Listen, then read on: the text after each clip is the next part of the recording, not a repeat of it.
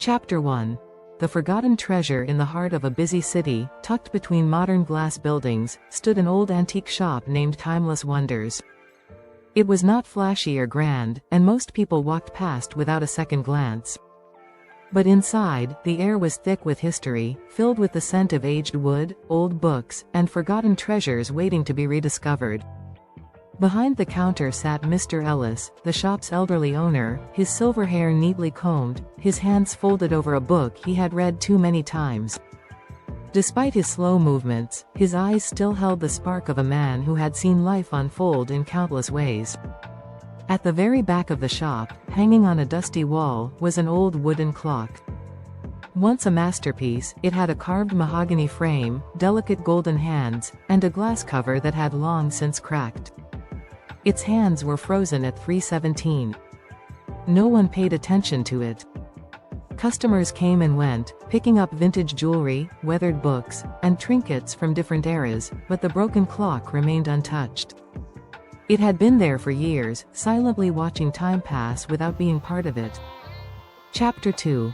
The Curious Boy. One rainy afternoon, a young boy named Leo stepped into the shop with his mother. She had come in search of an old picture frame, but Leo, being 10 and naturally curious, wandered through the aisles, tracing his fingers over polished wooden boxes and rusted keys. Then, he saw the broken clock. He stared at it, tilting his head. It looked sad, abandoned. Something about it made him feel curious. He turned to Mr. Ellis and asked, "Sir, why do you still have that clock?" "It doesn't work, Mr. Ellis looked up from his book and smiled.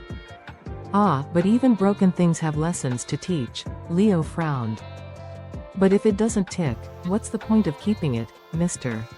Ellis stood up slowly and walked over. He tapped the glass gently and said, "Look closely, young man. Do you see what time it shows?" "Yeah," Leo said. "It's stuck at 3:17, the old man nodded. "And do you know something special about that?" Leo shook his head. "This clock may be broken, but twice every day, at exactly 3:17, it is completely right." The boy's eyes widened. He had never thought about that before. "So, even if it's broken, it still has a purpose?" "Exactly," Mr. Ellis said. "Sometimes in life, even when we feel stuck or useless, we still have moments where we are exactly where we're meant to be. We still have value." Leo looked at the clock again, seeing it differently now. "Does that mean, even if I mess up sometimes, I can still be right, Mr. Ellis chuckled. "Absolutely. Nobody is perfect, Leo. We all have moments when we doubt ourselves, when we feel like we're not good enough. But even in those moments, we still matter." Chapter 3. The Broken Things We Carry. Leo didn't say much after that. He just kept looking at the clock. Something about it made him think of his own life.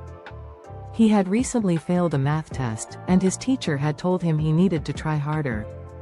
His soccer coach had benched him for missing an important goal. And just that morning, his best friend had chosen to sit with someone else at lunch. Lately, he felt like he was always getting things wrong. Like he wasn't good enough. But now, as he stared at the clock, he thought, maybe being broken didn't mean he was worthless. Maybe, just like the clock, he still had his moments of truth. "Mr. Ellis?" Leo asked. "Has this clock always been broken?" The old man shook his head. "Oh no. It was once the finest clock in the shop. It belonged to a man named Henry Caldwell, a watchmaker himself. He cherished this clock, wound it every day, polished the wood, kept it in perfect condition."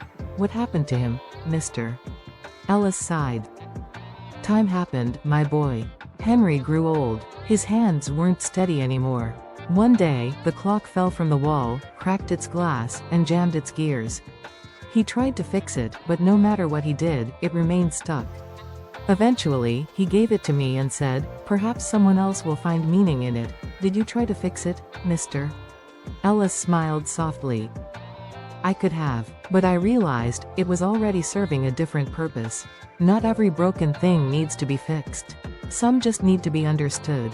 Leo let that sink in. Chapter 4. Finding meaning in the broken. That evening, Leo went home with his mother. But he couldn't stop thinking about the clock. The next day, he did something different. Instead of dwelling on his mistakes, he looked for his right moments. In class, when his teacher asked a question, he answered, hesitantly at first, but correctly. In soccer practice, even though he was still on the bench, he cheered for his teammates and encouraged them. At lunch, instead of feeling sad about his best friend, he sat with another boy who looked lonely. And for the first time in a while, Leo felt okay. That weekend, he went back to the antique shop. When he entered, Mr. Ellis greeted him warmly. "Back again?" the old man asked. Leo nodded and took a deep breath. "I want to buy the clock, Mr. Ellis raised an eyebrow. "Are you sure? It doesn't work, you know," Leo grinned. "It does, twice a day," the old man chuckled. "You've been thinking, haven't you?" Leo nodded. "A lot, Mr. Ellis carefully took the clock off the wall and wrapped it in brown paper. As he handed it to Leo, he said, "Remember, young man. You don't have to be perfect. You just have to be." Leo held the clock close. It wasn't just an old, broken thing anymore. It was a reminder. A reminder that even when he felt stuck, even when he thought he had failed, there would still be moments when he was exactly right. And that was enough. Moral of the story: we all have times when we feel broken, unworthy, or not good enough. But just like the broken clock, we still have value. Even in our lowest moments, we can still make a difference. Mistakes and failures don't define us, they shape us. Because even broken things can teach the most valuable lessons.